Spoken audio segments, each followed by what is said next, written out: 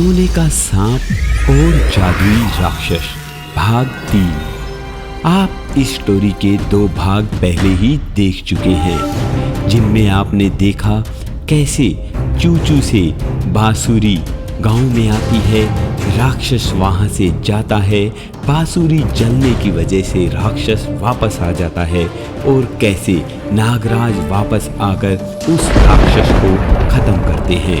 आप इस स्टोरी को अच्छे से देखना चाहते हैं तो भाग 1 और भाग 2 देखना ना भूलें। अब बारी है भाग 3 की। दोस्तों, नागराज की वजह से पूरा गांव काफी खुशहाल था। अब गांव में कोई भी दुखी नहीं था। सब भूखे जगते जरूर थे, पर भूखा कोई सोता नहीं था, चाहे किसी के पास काम हो या ना हो। पर फिर भी गांव के लोग ईमानदारी से काम करते थे, किसी प्रकार का मन में पाप नहीं रखते थे, ना झूठ बोलते थे और मेहनत भी पूरी करते थे। इसी गांव में एक रामू नाम का आदमी था। वो बहुत ईमानदार था, हमेशा औरों की मदद करता रहता था। वो कभी अपना फायदा नहीं देखता था। अरे रामू भाई, सुनते हो क्या? हाँ हरिया भाई, बोलो। रामू भाई, आज हमारे घर में 2 मेहमान आ गए हैं। अगर तुम्हारे घर में आटा है तो आटा दे दो।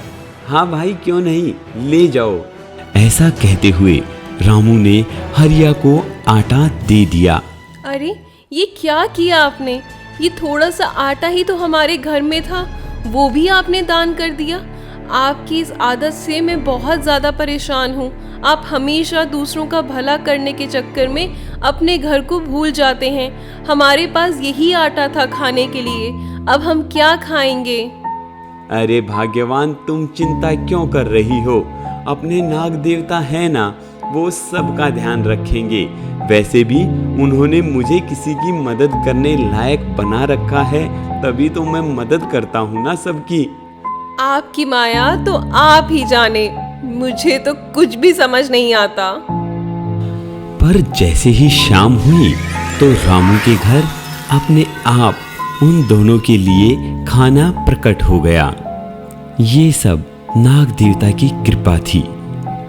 अगले दिन रामू अपने खेत में जा रहा था तो उसने रास्ते में देखा कि एक गड्ढे में एक सांप पड़ा हुआ है।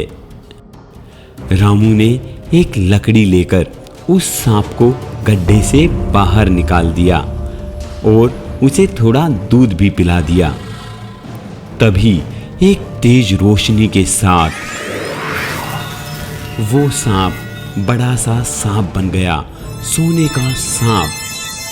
रामू, मैं तुमसे बहुत प्रसन्न हूँ। तुम सभी लोगों की मदद करते हो, इसीलिए अपना फायदा और नुकसान नहीं देखते।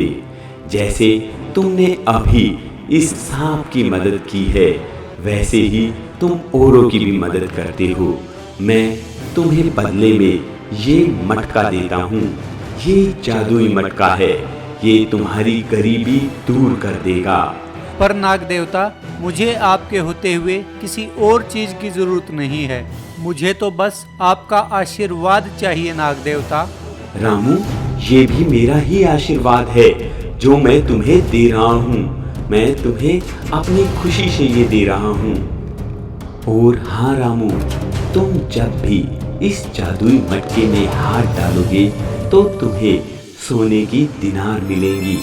तुम उससे अपने गांव का और अपना भला कर सकते हो, एक बड़े आदमी बन सकते हो।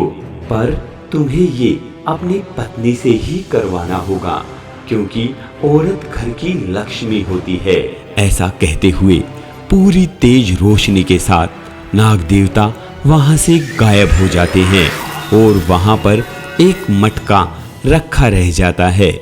रामू उस मटके को लेकर अपने घर आ जाता है। अरे ये क्या है जी आपके हाथ में? ये कैसा मटका है? और अभी तो आप खेत के लिए घर से निकले थे, इतनी जल्दी कैसे लौट आए वापस? अरे भाग्यवान, तुम्हें एक बात बतानी है। ओहो, ऐसी क्या बात हो गई, बताओ तो जरा। भाग्यवान, आज खुद नागराज मेरे सामने प्रकट हुए और ये मटका उन्होंने स्वयं मुझे दिया है। ये जादुई मटका है। हाँ, मैं समझी नहीं, कैसा जादुई मटका? अच्छा, तुम एक काम करो, नागराज का नाम लो और इस मटके के अंदर हाथ डालो और फिर देखो कमाल।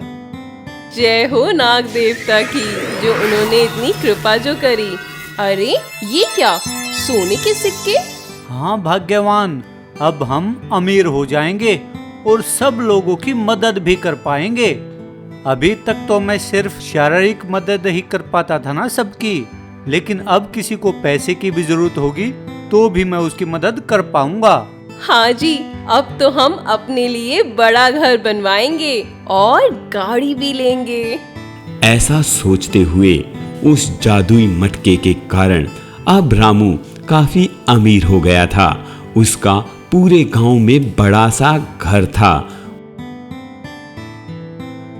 ये देखकर उसका दोस्त शामू उससे बहुत जलने लगा था।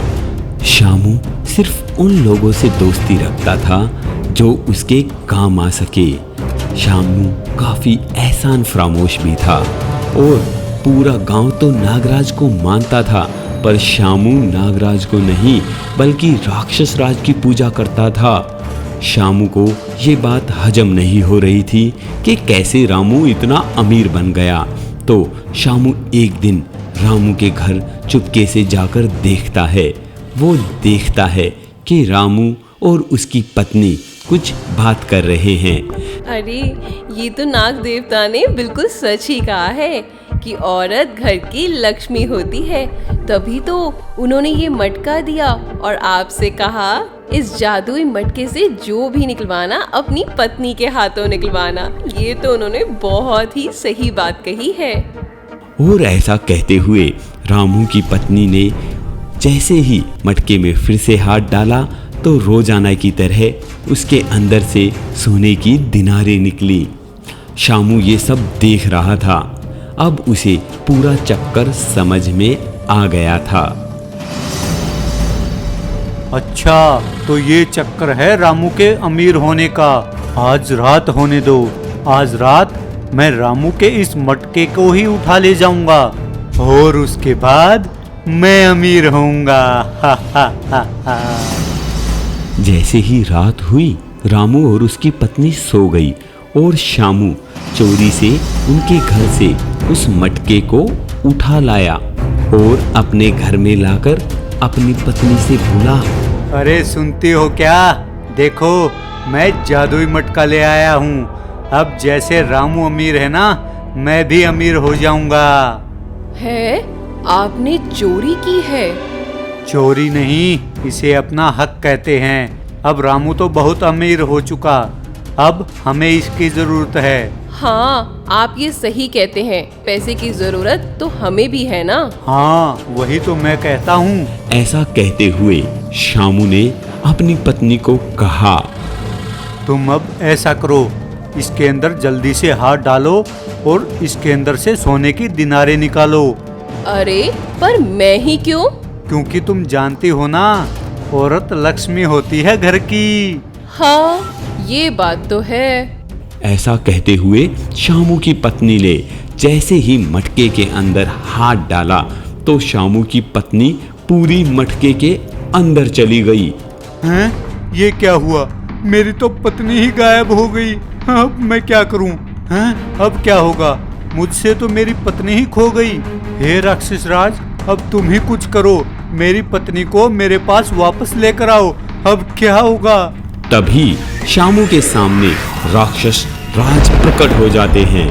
हा हा हा, पूरे गांव में शामू एक तुम ही तो हो जो मुझे पूजते हो, नहीं तो इस पूरे गांव ने तो मेरा अस्तित्व ही खत्म कर दिया है। मैं इसमें तुम्हारी जरूर मदद करूंगा। राक्षस राज, मेरी पत्नी को मटके से बाहर निकाल दो और मुझे कुछ नहीं चाहिए, बस मेरी पत्नी दे दो।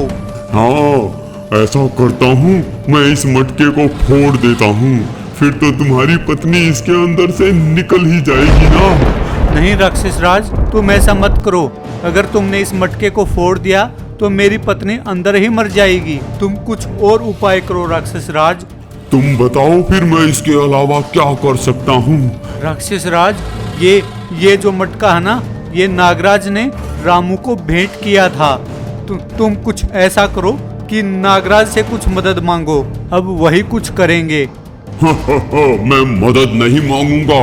मैं ऐसा करता हूँ, नागराज के पास जाता हूँ और उसका गला ही दबोच लेता हूँ।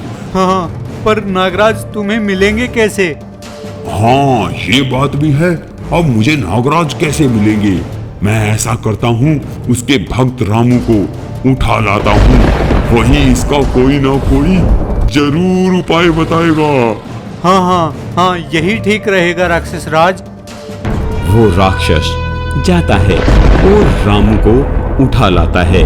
वो जैसे ही रामू को मारने लगता है, तभी वहां पर एक तेज सी रोशनी आती है और उसके बाद एक बड़े से सोने जैसे रंग के चमकते हुए नाग देवता प्रकट हो जाते हैं। ठहरो राक्षस राज, तुम फिर से वही गलती कर रहे हो जो तुम्हारे पूर्वजों ने की थी। मैं उन्हें तो खा चुका हूँ। तुम अगर अपना भला चाहते हो तो अभी यहाँ से चले जाओ। देखो नागराज, मुझे तुमसे कोई दिक्कत नहीं है। मैं चाहता हूँ कि तुम मेरे भक्त शामू की पत्नी उसे वापस लौटा दो, तो मैं यहाँ से चला जाऊंगा और तुम्हारे भक्त को भी छोड़ दूंगा। देखो राक्षस राज, तुम्हारे भक्त शामू ने बेईमानी की है और इस गांव में बेईमानों के लिए कोई जगह नहीं है। हाँ, अगर तुम्हारा भक्त शामू कहता है कि वो कभी जिंदगी में बेईमानी नहीं करेगा, किसी का बुरा नहीं चाहेगा, चोरी नहीं करेगा, तो मैं उसकी पत्नी को अभी लौटा देता हूँ। हाँ नागराज, मैं आज के बाद कभी कोई गलत काम नहीं करूँगा। बस मुझे मेरी पत्नी वापस कर दो। ठीक है भक्तराज, तुम्हारी पत्नी वापस आ जाएगी। ऐसा कहते हुए उस घड़े के अंदर से शामू की पत्नी शामू के पास वापस आ गई।